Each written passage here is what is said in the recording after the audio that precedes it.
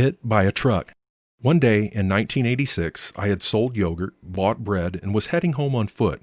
The street was lined with small manufacturing businesses. It was the same street where I pleaded with the guard several months ago to allow me to see my family for a few minutes while I was being taken to Chalouse for my death sentence.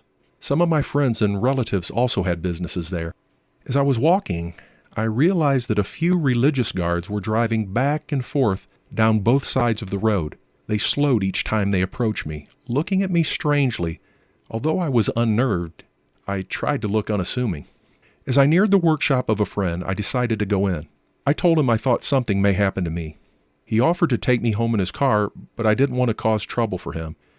I was sure that if the guards had an evil plan, they would harm him too. I left his workshop and continued to walk towards home. A few minutes later, I heard the sound of an accident behind me.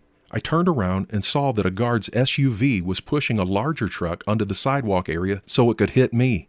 The truck belonged to the city council, and its driver was also a volunteer religious guard. I ran as fast as I could when I saw the truck getting closer to me.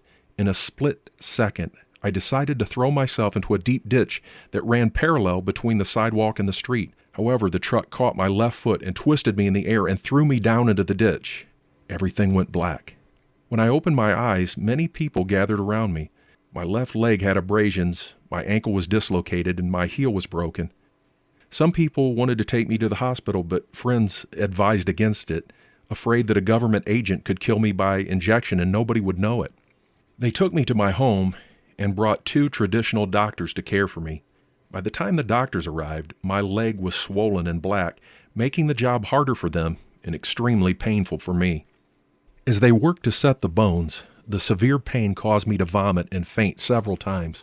These doctors did the best they could with their traditional medical care, but for a long time I was unable to stand.